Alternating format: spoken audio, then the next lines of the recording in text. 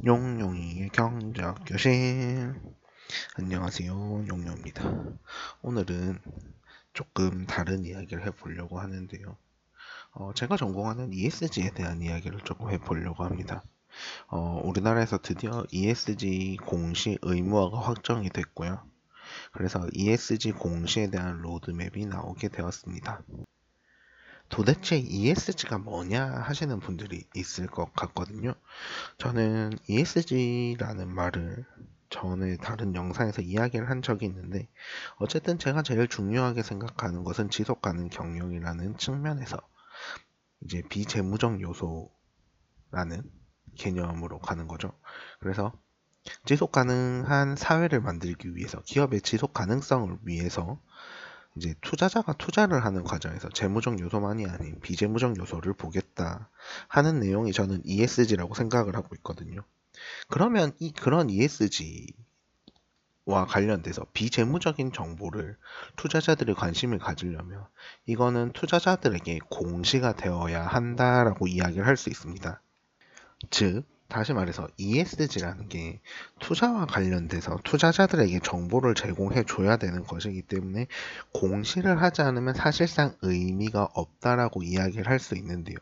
그런 의미에서 ESG에 되게 많은 관심을 가지고 있는 저로서는 매우 반길 수밖에 없는 소식이긴 합니다. 그래서 오늘은 ESG 공시 의무화가 확정된 상황 속에서 ESG 공시 로드맵에 대한 이야기를 조금 해보도록 하겠습니다.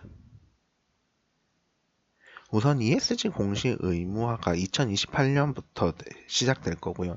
연결자산이 10조 원 이상인 기업부터 시작하게 될 것입니다. 그럼 2028년부터 공시를 시작하려면요. 2027년의 내용을 바탕으로 공시를 하게 될 거고요. 연결자산, 그러니까 기업의 규모가 한 기업만이 아니라 연결 재무제표라고 하는 거에서 자산이 10조 이상인 기업부터 시작할 거니까요. 매우 대기업부터 시작한다라고 이야기를 할 수 있고요. 또 이제 우리나라의 실정을 봤을 때는 대부분의 대기업들이 이미 지속 가능 경영 보고서를 작성하고 있거든요.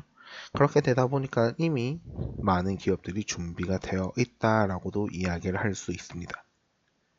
다만 이게 이제 법정 의무화가 되면서 그 법에 대한 내용은 또 다를 수 있기 때문에 내용을 확인해 볼 필요는 있고요. 그럼에도 불구하고 이제 지속 가능 경영 보고서를 계속해서 작성하고 있기 때문에 그 문제에 대해서는 크게 저는 기업이 느끼는 부담이 크지 않을 것이다 라고 우선적으로 생각을 하고 있습니다. 물론 우리나라에서 지금 이제 지속 가능 경영 보고서를 쓰는 과정에서 보면 대부분이 뭐 어떤 내용으로 쓰냐면 GRI 스탠다드 가이드라인에 맞춰서 쓰고요. 그 다음에 뭐 TCFD라든지 ISSB에 대한 내용으로 작성하고 있는데 이게 이제 우리나라 기준은 KSSB거든요. 그래서 KSSB에 맞춰서 작성하게 될 것이라는 사실은 이제 그런 변화가 조금 있을 것 같은데요.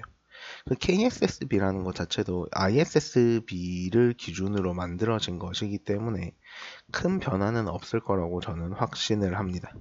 다만 우리나라에서만 되게 특별한 것들이 있거든요.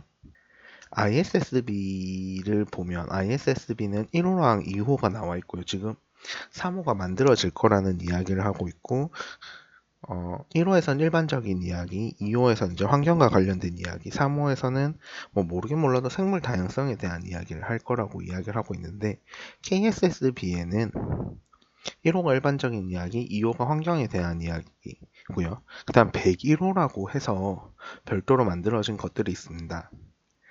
KSSB가 처음 나왔을 때는 101호를 반드시 보고하는 것이 아니라 이제 선택적으로 보고할 수 있게끔 만들겠다라고 이야기를 했고요.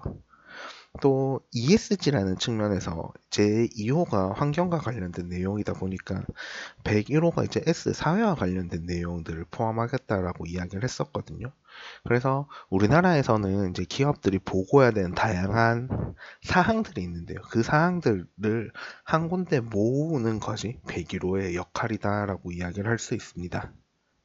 자, 그럼 일단 대기업들은 그렇게 되고요. 이렇게 되고요.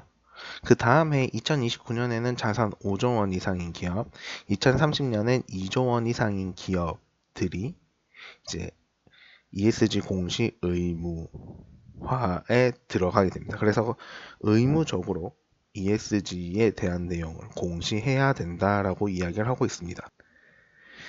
그리고요, 이런 대기업들이 이제 ESG에 대한 공시를 하게 될 거고요. 이 공시를 하고 나서 3년 이후부터 스코프 3와 이제 제3자 검증을 해야 됩니다. 그러니까 2028년부터 보고를 한 기업들이 2028, 29, 30, 30년부터 이제 제3자 검증을 받아야 되고 스코프 3에 대한 보고도 해야 된다라고 이야기를 하고 있습니다. 그럼 스코프 3가 뭐냐라는 이야기도 제가 분명 어딘가에서 했을 거거든요. 그래서 그런 내용은 제가 영상에 링크를 달아드릴 테니 그쪽에서 한번 확인해 보시면 좋을 것 같고요.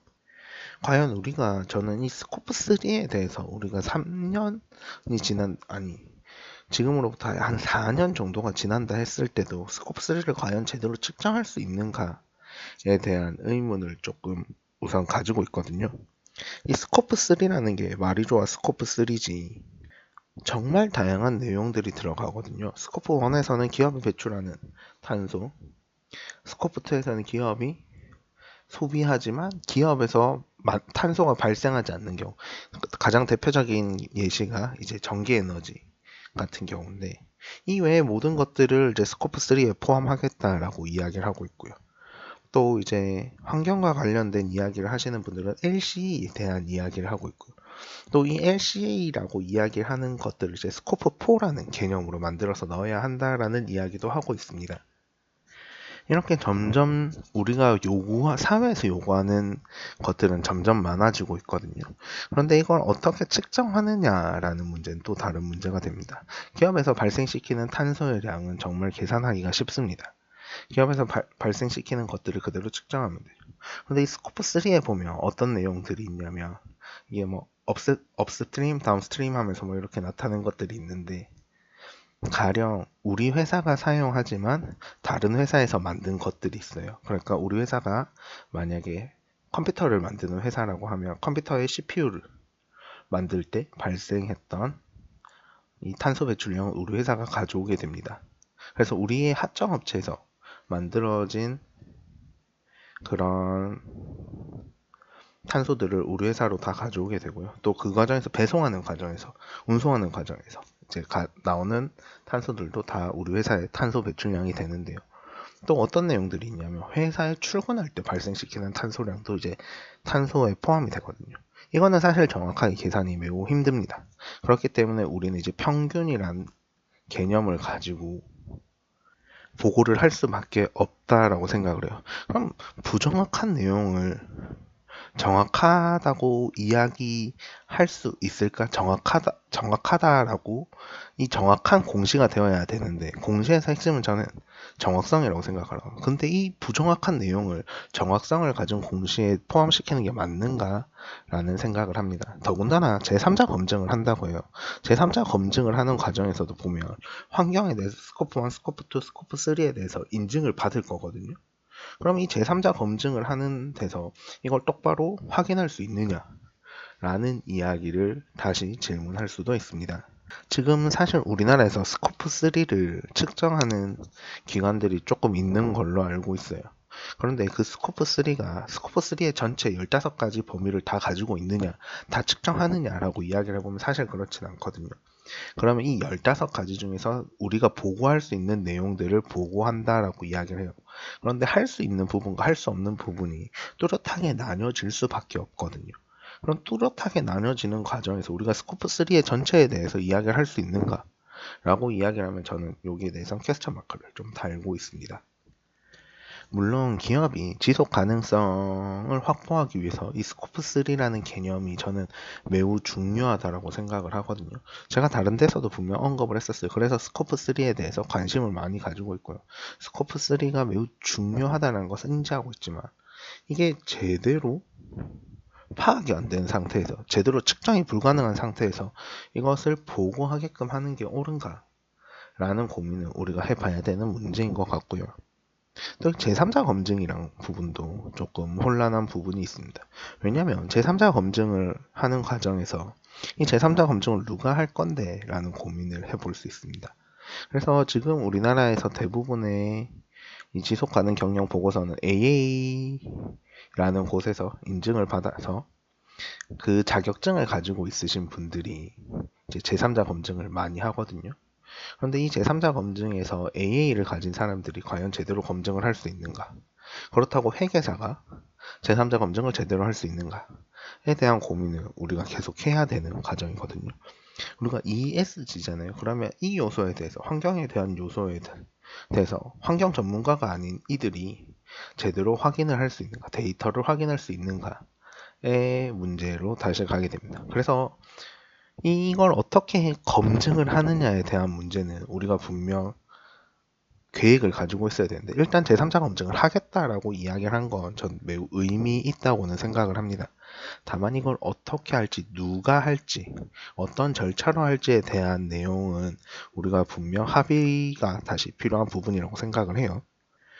제 기억이 정확한지 모르겠지만 우리나라에서 KSSB가 처음 이제 초안이 나온 게 2024년 4월에서 5월쯤으로 알고 있거든요. 그 KSSB가 나오고 나서 이제 로드맵이 나올 거라고 이야기를 한참 했는데, 그게 2년 만에 드디어 로드맵이 나왔고 이 공시하는 방식도 정해졌어요. 거래소 공시가 아니라 우린 법정 공시를 하게 될 거고요. 스코프 3까지도 우리는 공시를 하게 될 거고요. 제3자 검증도 해야 됩니다. 저는 이 모든 내용들이 우리가 장기적으로 가야 할 길이라는 것에는 되게 큰 공감을 하고 있어요.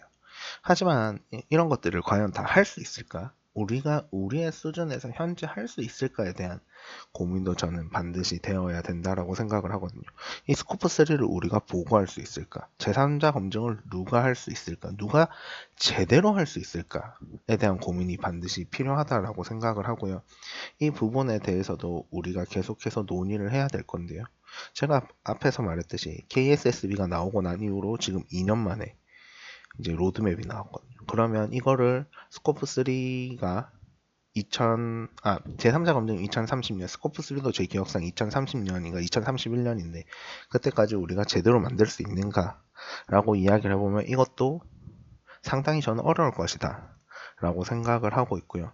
특히 제3자 검증 같은 경우 이거는 이제 힘의 문제, 이익 집단 간의 힘의 문제라고 저는 생각을 하고 있고요. 스코프 3는 우리의 과학 기술의 문제라고 생각을 하거든요. 그래서 우리가 제대로 할 수 있을 때까지 이것을 조금 더 여유를 가지고 언제부터 하겠다가 아니라 빨리 스코프 3에 대한 측정 방법을 제대로 만들어서 그때부터 우리가 빠르게 도입하겠다. 제3자 검증도 우리가 어떤 절차로 어떻게 누구한테 어떻게 맡길 것인지에 대해서 합의가 된 이후에 하겠다라고 하는 것이 옳지 않은가라고 생각을 하면서 마치도록 하겠습니다.